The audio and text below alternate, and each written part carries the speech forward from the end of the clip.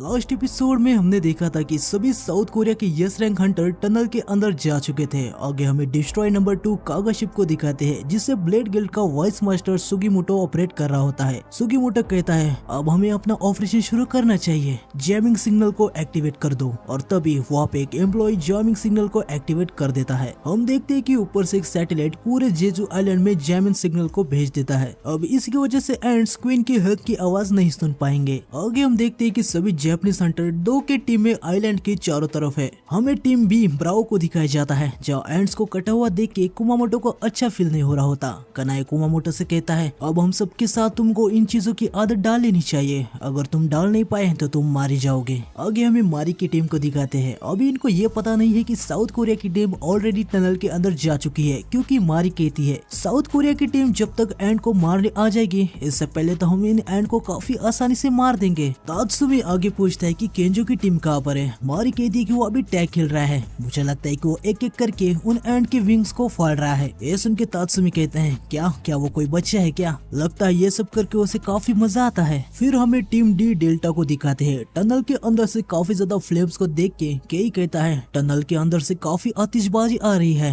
इजावा कहता है शायद वो चोई जोंग होगा। आगे हम देखते हैं कि केई ने अपनी आइस वाली पावर का यूज करके काफी सारी एंड्स को जमा कर दिया होता है। आगे केई कहता है मेरी आइस और उसकी फायर, क्या होगा अगर हम दोनों एक दूसरे से भिड़ जाए? ये सुन के इजावा कहता है तो फिर कोल्ड और आइस एक साथ होगा। आगे हमें टनल के अंदर दिखाते हैं जहाँ ये लोग कह रहे होते हैं ये जगह बाइंगनोदाम है, ये कभी अपनी सुंदरता के लिए फेमस हुआ करती थी, पर अब देखो ये एक बेकार लैंड बन के रह गया है। अब ये और कुछ नहीं बस उन एंड की कॉलोनी है। आगे चोई जोंग कहता है मैं अपने फ्लेम प्रिजन को तभी यूज करता हूँ जब मुझे अपने एनिमीज को बांधना होता है, लेकिन अभी मैं इसे एक शील्ड की तरह यूज कर रहा हूँ। ये शील्ड बी रैंक और उससे लो रैंक के एंड्स को अंदर आने से रोक देगी। चलो अब मैं हमारे लिए रास्ता ढूंढता हूँ। आगे हम देखते हैं कि चोई काफी सारे फ्लेम्स के बॉम्ब बनाता है जिससे वो टनल के हर एक कोने में फेंक देता है। फ्लेम्स के बॉल इधर उधर रिफ्लेक्ट हो रहे थे। इसे देख के बेक काफी ज्यादा पैनिक हो जाता है। वो कहता है ये तुम क्या कर रहे हो, ये खतरनाक हो सकता है। चोई उसे कहता है ये जगह किसी लिबरी अर्थ की तरह है, अगर हम किसी गलत जगह में गए तो हम इस फायर बॉल की तरह फिर से इसी जगह पे आते रहेंगे। आगे हम देखते हैं कि चोई को एक ऐसा होल मिल जाता है जिसके अंदर से उसका जो फ्लेम का बॉल होता है ना वो एक्सप्लोड नहीं होता। इससे वो समझ जाता है कि यही रास्ता है। वो सबसे कहता है लगता है यही टनल है जिसको हम लोग ढूंढ रहे हैं। बेग चोई के इस नजारे को देख के काफी ज्यादा हैरान हो जाता है। वो मन में कहता है क्या बात है, चोई जैसा कोई हमारे टीम में होना ये किसी आश्वासन की तरह है। फिर चोई सबको अंदर चलने के लिए कहता है। आगे हमें जिनो को दिखाते हैं जो अपने डेली क्वेस्ट को पूरा कर देता है। वो मन में कहता है वैसे तो एरिया काफी खाली रहता है पर आज तो यहाँ पे एक भी पर्सन नहीं है। क्या जेजू आइलैंड की ब्रॉडकास्टिंग चालू हो गई है? साउथ कोरिया और जापान के हंटर इनमें कोई शक नहीं कि वो काफी ज्यादा स्ट्रॉन्ग है। मुझे ब्रॉडकास्टिंग देखने की कोई भी जरूरत नहीं है। अगर सब कुछ प्लान के हिसाब से जाए तो मेरे बिना भी वो इस रेड को सक्सेसफुली कंप्लीट करने के कैपेबल है। आगे हम देखते हैं कि इन सभी ने टनल के अंदर जितने भी एंड बची हुई थी ना उन सबको खत्म कर दिया है। चोई जोंग कहता है हमारा जो कुछ एंड टनल के अंदर में ही होगी, इसका प्रेडिक्शन बिल्कुल सही था। लिमग्यू कहता है मैं इन क्रिएचर को पहली बार देख रहा हूँ, क्या ये क्वीन के रॉयल गार्ड्स है? ये तो काफी कमजोर है, उनकी आंखों को देखो वो कैसी बिगड़ी हुई है। लगता है ये खास एंड इन डार्क टनल को गार्ड करने के लिए ही इवॉल्व हुई थी। इससे तो हमारे लिए चीजें आसान हो जाएगी। अगर ये रॉयल गार्ड नहीं है तो हम इन्हें फायर पावर से उड़ा सकते हैं। ये सब सुन के ब्यूंग कहता है क्या तुम्हें सच में लगता है कि क्वीन यहाँ पे होगी? क्या होगा अगर उसने अपने चिल्ड्रंस को धोखा दिया हो और खुद यहाँ से भाग गई हो? वह कहता है कि ये इम्पॉसिबल है, वो बस एंड्स ही है और वैसे भी देखा जाए तो हम इस आइलैंड पे है, यहाँ पे भागने के लिए कोई भी जगह नहीं है। आगे कैमरामैन अपने मन में कहता है यह काफी ज्यादा अंधेरा है, मुझे पता नहीं कि मेरा कैमरा इधर रिकॉर्ड भी कर पा रहा है या नहीं। वैसे मुझे पूरा यकीन है कि हेडक्वार्टर में जो स्टाफ है वो अच्छी एडिटिंग कर लेंगे। फिर ये सभी और भी आगे बढ़ने लगते हैं। थोड़ा आगे जाती है वो उस जगह पे आ जाते हैं जहाँ पे काफी सारे एग्स होते हैं। ये सब देख के बेक कहता है ये सब यहाँ है, इसका मतलब ये है कि क्वीन का चैम्बर आसपास ही है। फिर चोई कहता है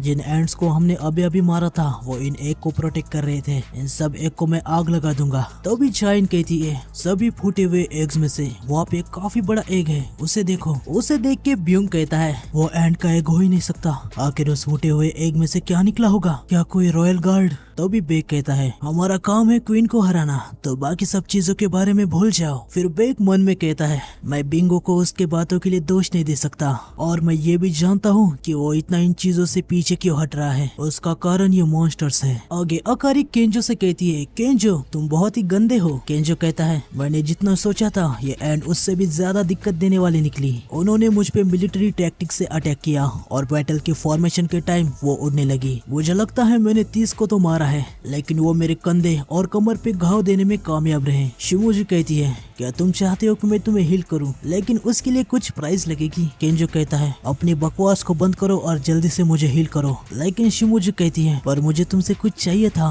और इस बार तो मैं पैसे की भी बात नहीं कर रही। केंजो कहता है तो तुम्हें क्या चाहिए, तुम्हें तो पता है तुम मुझसे ज्यादा पैसे बना लेती हो, तुम इतनी यंग हो और पैसे के लिए इतना क्यों पागल हो, जल्दी करो वो एंड्स आ रही है। लेकिन तभी हम देखते हैं कि शिमोजी का गला अचानक से कट जाता है। ये देख के केंजो और तात्सुमी काफी ज्यादा हैरान हो जाते हैं। केंजो तुरंत सबको केयरफुल रहने को कहता है। वो उस बड़े वाले एंड पे अटैक करने जाता है, लेकिन उसका भी गला कट जाता है। तात्सुमी भी उस पे अटैक करने की कोशिश तो करता है, लेकिन वो एंड काफी ज्यादा तेज होती है कि तात्सुमी भी कुछ भी नहीं कर पाता, और वो एंड तात्सुमी का भी गला काट डालता है। आगे हमें टनल के अंदर दिखाते हैं, जहाँ इनके सामने क्वीन के रॉयल गार्ड्स आ जाते हैं। डोंगुक एक रॉयल गार्ड से लड़ रहा था। वो अपने मन में कहता है तो ये है क्वीन के रॉयल गार्ड्स, ये किसी यस रैंक के बराबर है, लेकिन आखिर में है तो ये बीस्ट ही ना। ये हंटर की तरह अलग अलग टैक्टिक्स का यूज नहीं कर सकते, इनकी मूवमेंट लिमिटेड है। हम देखते हैं कि डोंगुक अपनी शील्ड का यूज करके रॉयल गार्ड को पीछे ढकेल देता है और तुरंत ही चाइन को आवाज दे देता है। चाइन अपने स्वॉर्ड से रॉयल गार्ड के सर में स्टैब करके उसको पूरा बीच में से काट डालती है। तभी उसके सामने दूसरा रॉयल गार्ड भी आ जाता है। चाइन अपने स्वॉर्ड का यूज करके उसे भी काट डालती है। आगे वो कहती है इनकी बॉडी जितना मैंने सोचा था उससे ज्यादा कठोर है। आगे डोंगुक पैनिक होके कहता है रेगुलर एंड से ये रॉयल गार्ड्स अलग है, अच्छी बात है कि ये ज्यादा नहीं है। तभी ब्यूक कहता है चिंता करने की कोई भी जरूरत नहीं है, मैं यहाँ पे हूँ बैकअप देने के लिए। ये सुन के बेक ब्यूंग से कहता है मुझे लगता है कि तुम हमेशा भीगी बिल्ली बन के नहीं रहते। ब्यूंग बेक से कहता है तुम अपनी बात करो, किसी नौसिखी की तरह एक्टिंग करना बंद करो। आगे हम देखते हैं कि ब्यूंग भी अपनी वैंड से उस एक रॉयल गार्ड एंड को मार डालता है। वो कहता है कि क्या तुम भूल गए, अगर तुमने इनका सर भी कुचला हो फिर भी ये कुछ समय के लिए जिंदा रहती है, तुम्हें इनके शरीर को काटना होगा या फिर तुम्हें इन्हें किसी अच्छे कारण के लिए मार डालना होगा। ये सुन के बेक कहता है हाँ तुम सही कह रहे हो, क्वीन के रॉयल गार्ड चैम्बर में है पर क्वीन यहाँ पे नहीं है, पर ये जो गार्ड है ये ओल्ड जनरेशन के लग रहे हैं। ये मेरा गेस है, मुझे लगता है कि ये फर्स्ट जनरेशन के थे इसलिए इन्हें बाहर निकाल दिया है। इसका मतलब ये कि सेकंड जनरेशन की एंड्स कार्ड्स आगे हमारा इंतजार कर रही होगी। आगे बिंगो अपनी मैजिक बुक से स्पेल कास्ट करते हुए कहता है तो अब तुम्हें तैयार रहना चाहिए। हम देखते हैं कि सबकी बॉडी की स्ट्रेंथ बढ़ जाती है, साथ ही उनके सामने काफी सारी एंड्स आ जाती है। डोंगुक कहता है कैसा रहेगा अगर हम सब 10-10 एंड को खत्म करें। ये सुन के बिंगो कहता है मेरे पास बस ए रैंक की कॉम्बैट स्किल्स है, मैं सिर्फ 1 या 2 को ही संभाल पाऊंगा। तभी बेक उसे कहता है तुम्हें सच में लगता है कि हम इतने पागल हैं कि कॉम्बैट के लिए हम किसी हीलर पे निर्भर होंगे? तुमने जो अभी हम सबको पावर अप दिया है वो काफी है, तुम बस पीछे खड़े रहो और देखो हम इन्हें कैसे खत्म करते हैं। आगे हम इजावा और केई को देखते हैं जो भागते हुए टीम चार्ली के पास जा रहे होते हैं। इजावा कहता है मुझे यकीन नहीं हो रहा, हमें जल्दी उनके पास जाना होगा क्योंकि अचानक से उनके साथ हमारा कांटेक्ट लॉस्ट हो गया। आखिर उन लोगों के साथ क्या हुआ? केई कहता है थोड़ा धीरे हो जाओ। आगे वो उस जगह पे आ जाते हैं। इजावा कहता है ये वही जगह है जहाँ वो लोग थे। फिर काफी सारे डेड एंड्स को देख के वो मन में कहता है ये बैटल का सबूत है, इसे देख के लग रहा है कि उन्होंने एंड्स को काफी आसानी से हराया है। आगे कई कहता है आखिर वो लोग गए तो गए कहाँ? तभी इजावा को तात्सुमी का चश्मा दिख जाता है जिसपे खून लगा हुआ था। उसे देख के इजावा काफी ज्यादा शॉक हो जाता है। थोड़ा आगे जाने के बाद उसको उनकी लाश भी दिख जाती है। ये देख के इजावा हद से ज्यादा शॉक हो जाता है, वो काफी ज्यादा ही डर जाता है। वो कहता है नहीं